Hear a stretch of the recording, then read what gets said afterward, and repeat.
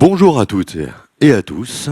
Je souhaite vous souhaiter la bienvenue au nom de notre président, monsieur Bruno Macquart, à ce colloque du Conservatoire national du jeu vidéo et Cité des sciences et industries qui va traiter des métiers du jeu vidéo, tout particulièrement concernant l'héritage et les transmissions. Alors je voulais simplement donc vous souhaiter la bienvenue, vous rappeler qu'à la Cité des sciences et industries et jeux vidéo, a récemment investi, en tout cas, les expositions scientifiques qui peuvent aller des mathématiques, de l'énergie, de la conquête de l'espace, de la géologie et je ne sais. Mais c'est quand même, en tout cas pour nous, quelque chose d'assez important quand même à souligner, c'est que le jeu vidéo commence en tout cas, à intéresser pleinement, en tout cas, les institutions, la science et aussi la culture, parce que ce sont nos ministères de tutelle. Et donc je souhaitais tout particulièrement, en tout cas, vous présenter ce colloque, parce qu'effectivement les métiers de jeux vidéo sont pour nous un pilier de l'offre, en tout cas de ce que nous souhaitons en tout cas traiter au sein de l'ILAB, et tout particulièrement avec les multiples événements que nous avons déjà pu organiser autour des masterclass, 21 à l'heure active. On a vu effectivement défiler de nombreuses sommités du jeu vidéo, contemporaines, parfois un peu plus anciennes, mais qui ont pu en tout cas dévoiler un petit peu leur fonction, leur travail, leur méthode, et je ne sais. Et aujourd'hui, c'est tout particulièrement intéressant parce que nous allons parler un petit peu d'héritage et de transmission, c'est-à-dire qu'on va parler un petit peu des pionniers du jeu vidéo, et c'est pour nous quelque chose de très important parce qu'effectivement, l'industrie étant très récente, il s'avère que il est pour nous, en tout cas, intéressant de traiter un petit peu de quelles ont été les évolutions, comment on a pu essuyer les plâtres, comment on a pu définir de nouvelles disciplines, parce que on n'est plus du tout aujourd'hui dans une industrie qui rassemble un codeur, un mec qui sait faire 2-3 dessins sur une nappe en papier et un guitariste voilà, qui joue de la guitare. Oui, c'est étonnant. Voilà, merci. Voilà. Mais on a aujourd'hui une industrie où il y a une diversité de spécialisations quand même assez forte, avec énormément de métiers émergents qui sont totalement inconnus du grand public. Et c'est pour ça qu'il est, pour nous en tout cas, important, dans le cadre de nos activités et de l'offre qu'on peut proposer au sein de l'ILAB, de présenter ces nouveaux métiers, mais aussi les formations, parce que c'est assez récent d'avoir des formations en jeux vidéo, donc c'est toujours important de le souligner, et de voir un peu d'où viennent un petit peu toutes ces disciplines, comment elles ont pu être imaginées par ces pionniers, comment ils ont réussi à inventer des métiers comme les game designers, les character designers, et j'en passe et les meilleurs. Et voilà, donc c'est quelque chose de très intéressant. Il y aura beaucoup de débats et d'échanges aujourd'hui qui vont être, en tout cas, vont permettre à nombreux de découvrir, voilà, un petit peu comment cette transition et cette évolution a pu se dérouler. Donc, je vous remercie d'être ici. Je vous souhaite une très bonne après-midi et soirée parce que c'est un très long colloque, mais non moins riche, et donc il est important de le souligner. Et je vais appeler simplement Bertrand Brocard du Conservatoire national de jeux vidéo, qui est l'organisateur du colloque à laquelle on s'est associé, en te remerciant et puis en te cédant la parole parce que sinon je risque d'être trop long. Merci. Merci Fabrice. Bonsoir à tous. Effectivement, les années précédentes, on nous a reproché de ne pas avoir diffusé en direct le colloque. Cette année, on l'a fait d'autant plus qu'avec les problèmes de transport, c'était un peu compliqué de venir. Mais comme les intervenants étaient presque tous en mesure de se déplacer, eh ben on a préféré maintenir, et comme ça on pourra suivre, en tout cas pour le public, les choses depuis chez eux, sur leur smartphone, sur leur téléphone, et je les salue évidemment à distance. Voilà. Alors, ce colloque, effectivement, c'est le 3e de la série. On a commencé en 2017, puis en 2018, en partenariat avec la Bibliothèque nationale de France.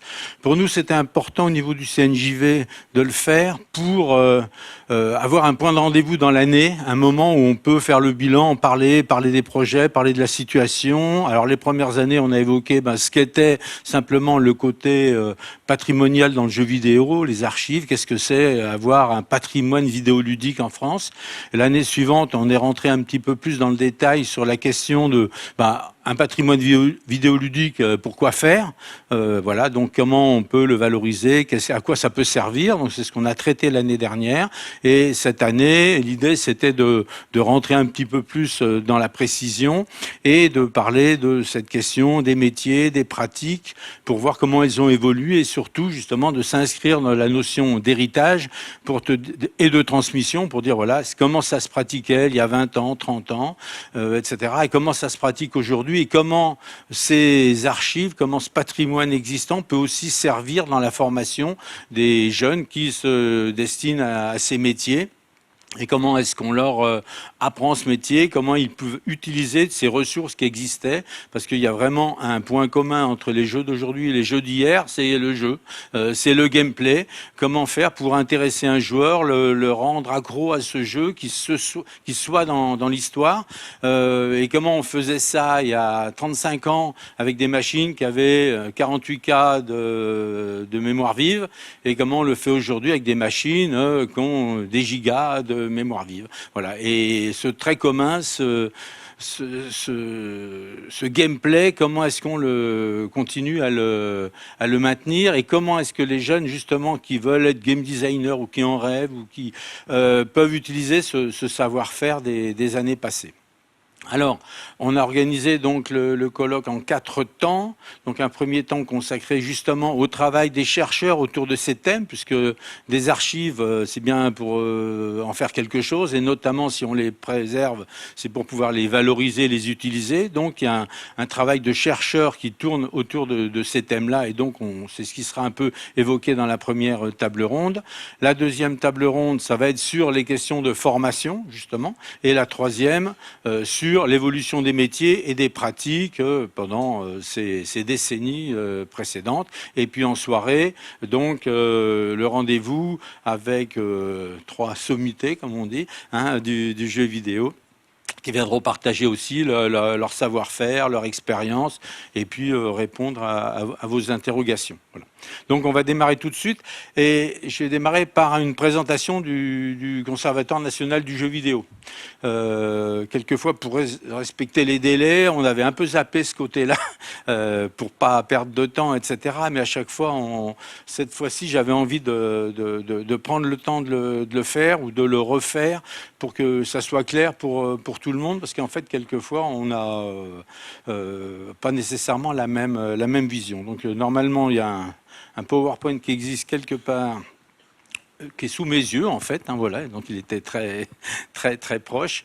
Alors, je me présente quand même rapidement. Bon, donc, je suis Bertrand Brocard, j'ai créé ce conservatoire, mais en fait, j'ai un passé dans les jeux vidéo, puisqu'en 83, j'ai créé avec d'autres qui sont dans la salle, comme Laurent Veil, par exemple, qui a créé Loriciel. Moi, j'ai créé une société qui s'appelait Cobrasoft, qui était un des premiers éditeurs de jeux vidéo. Il y avait aussi Air Informatique, et bien sûr Infogrames, et d'autres, Titus, qui sont venus se greffer petit à petit. Et j'ai suivi, disons, toute cette évolution depuis les débuts, avec un intérêt particulier, puisque moi, comme j'avais un peu toutes les casquettes, depuis le côté, on va dire, patron, diffuseur, éditeur, mais aussi créateur et même graphiste sur certains jeux où je suis crédité, ce qui donne une dimension intéressante à ce que pouvait être le graphisme à l'époque. Donc, étant motivé à tous les niveaux, moi, j'ai gardé des archives, et ayant gardé des archives, j'en ai récupéré d'autres, etc., jusqu'à ce qu'on découvre que finalement, des chercheurs s'intéressaient à ça, avaient un intérêt pour ces archives qui étaient assez uniques et venaient jusqu'en province pour les consulter.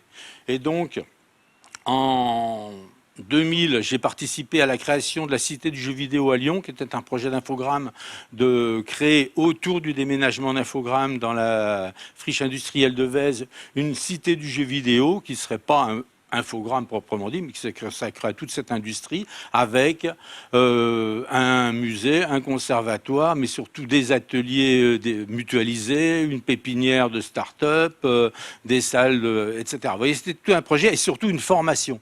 L'idée, c'était de se dire en 95 comment on va former les gens dont on a besoin.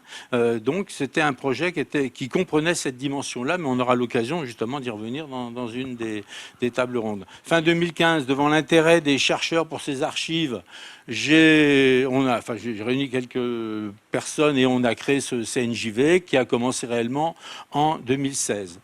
La mission du CNJV, c'est d'abord d'identifier, c'est-à-dire on n'est pas en démarche de dire ah, tiens, vous avez une archive, donnez-la nous. Déjà, on essaye de les identifier. Qui a quoi? Parce qu'on s'aperçoit aujourd'hui que les archives ne sont pas dans les sociétés.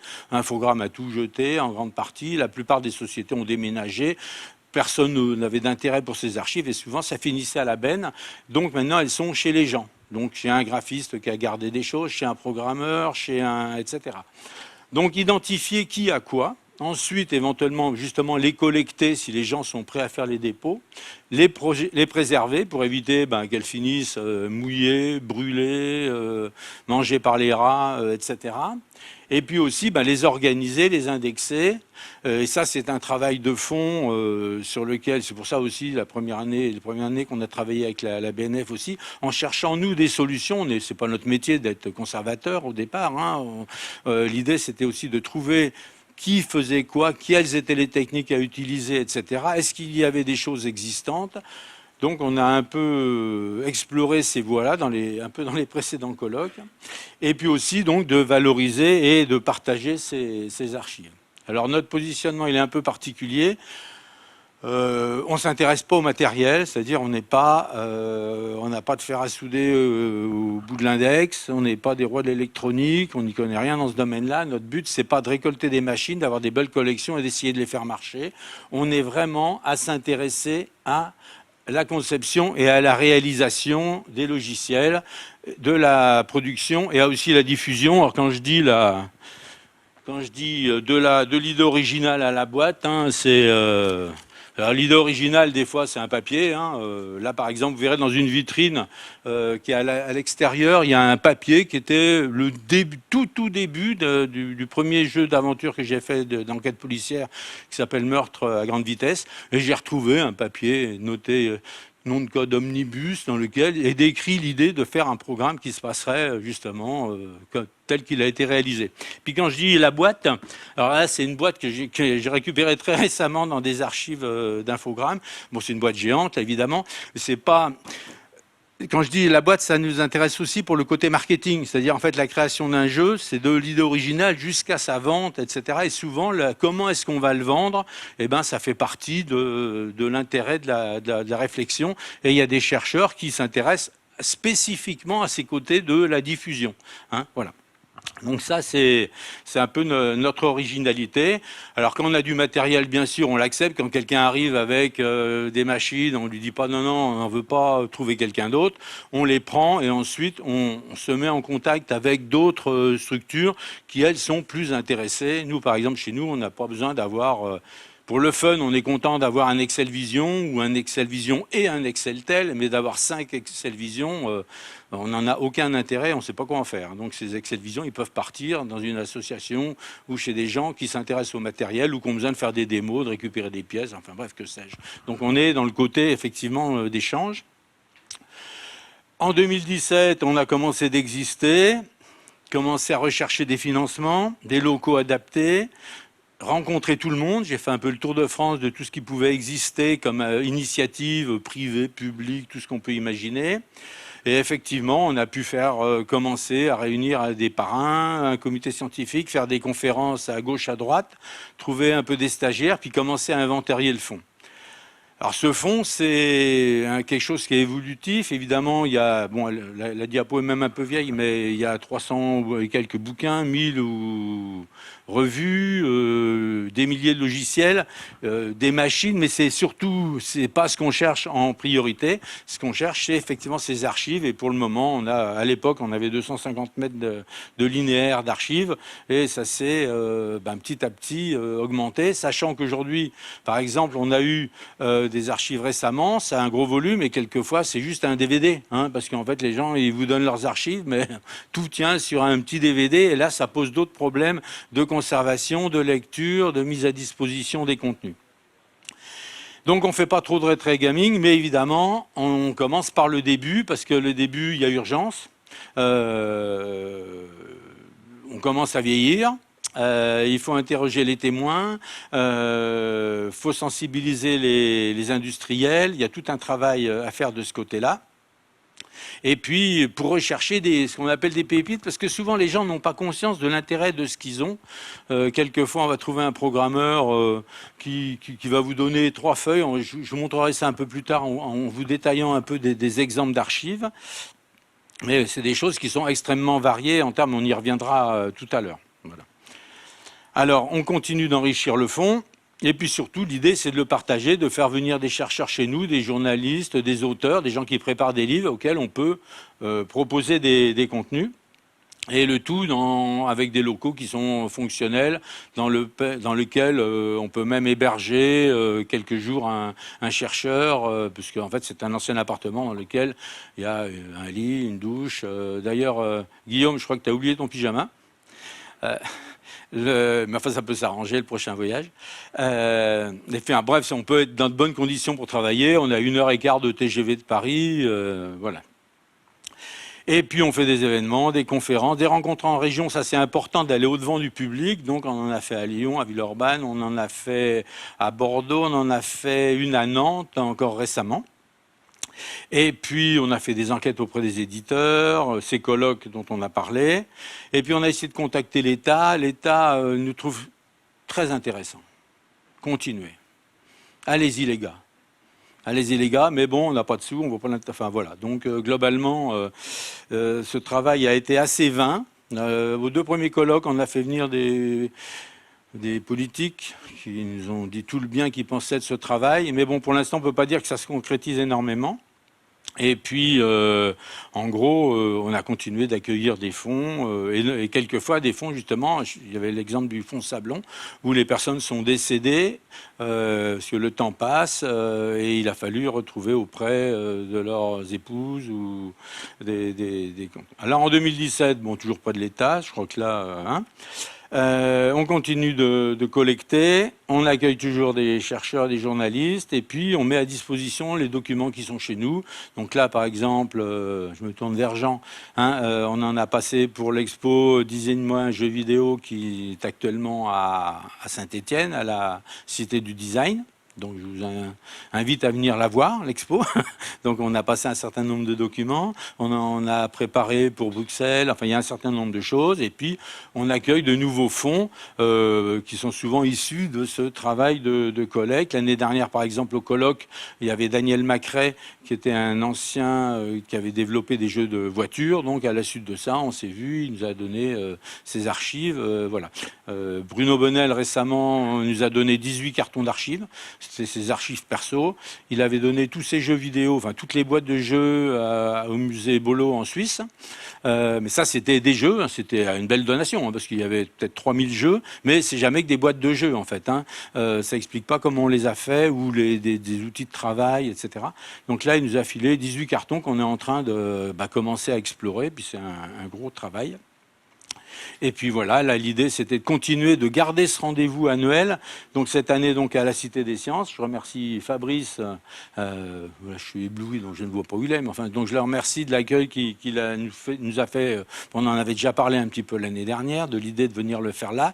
Nous ça nous paraissait très sympathique. On avait aussi une bonne raison de le faire, c'est qu'il y a 20 ans, même un peu plus, on a créé pour la Cité, et ça nous ramène à un autre sujet d'ailleurs, ce qu'il évoquait tout à l'heure, on a créé pour la Cité des Sciences une application qui s'appelle J'apprends à programmer avec les Schtroumpfs, qui était présentée à la Cité des Enfants, où c'était un outil avec des modules de programmation, avec des objets, des blocs qu'on déplaçait pour faire jouer un Schtroumpf dans un jeu vidéo, en reconstituant différentes étapes. Et c'est un produit donc qu'on a développé pour la Cité des Sciences en partenariat avec eux.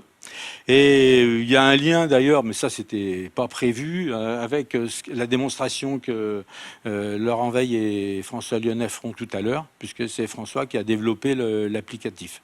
Voilà. Et puis que le chef du projet, c'était Christian Loisel, qui est là aussi, mais pour une autre raison, c'était pas pour ça qu'il était venu ce soir. Donc merci d'être venu. Merci aux intervenants surtout d'avoir maintenu leur présence, c'était pas si simple que ça. Et puis merci aussi au CEL qui nous a aidé un petit peu pour la participation financière, et puis au SNJV et puis à la FJV qui nous aide aussi dans la communication et dans le soutien à l'opération. Alors en 2020, on va continuer. On va avancer sur la question des bases de données, parce que je l'ai évoqué tout à l'heure, mais en fait, on n'a pas trouvé de solution toute faite, existante. Il n'y a qu'à mettre ce que vous avez chez vous, il n'y a qu'à l'intégrer dans ces bases de données. C'est encore un travail monstrueux et il va falloir manifestement avancer sur ces questions. Et puis, on va retenter de dialoguer avec les autorités de l'État. Maintenant, bon, comme au niveau régional, départemental, machin, les élections municipales arrivant à grands pas, tout va être bloqué pendant 1 an, le temps que les exécutifs locaux se régénèrent. En général, quand c'est au niveau de l'État, on arrive à connaître les conseillers, à avoir un rendez-vous, le temps qu'ils démissionnent. Donc c'est effectivement un sujet très, très complexe. Et puis en 2020, il y a un sujet qu'on avait déjà mis l'année dernière, mais qu'on n'a pas vraiment traité. C'est qu'en fait, on a aussi, à côté des objets en papier, des choses comme ça, on a des milliers de disquettes. Et aussi des cassettes. Par exemple, dans la donation de Bruno Bonnel, il y a au moins 2 cartons entiers, 2 cassettes, Betacam, VHS, des cartons de disquettes, des choses comme ça. Bon, pour les préserver, c'est encore une autre problématique. Déjà, savoir ce qu'il y a dessus, les lire, c'est pas si facile que ça. Voilà. Donc c'est tout un programme. On va continuer à essayer de valoriser et on est ouvert vraiment à une présence de chercheurs au maximum. Donc ils sont vraiment bienvenus chez nous.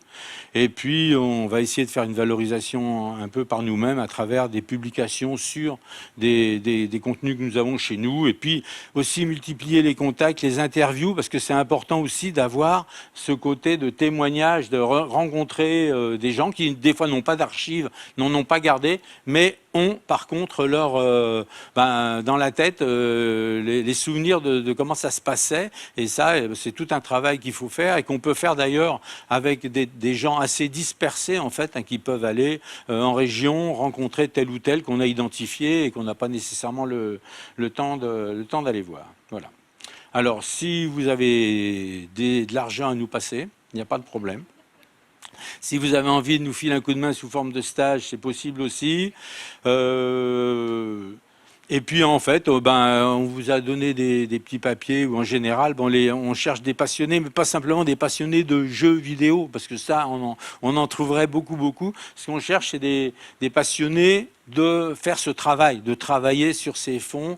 Bon, c'est un travail qui peut être ingrat, mais qui est quand même très intéressant. Et en tout cas, les chercheurs qui viennent souvent voient l'intérêt de tout ça. Et voilà. Et donc, vous êtes bienvenus.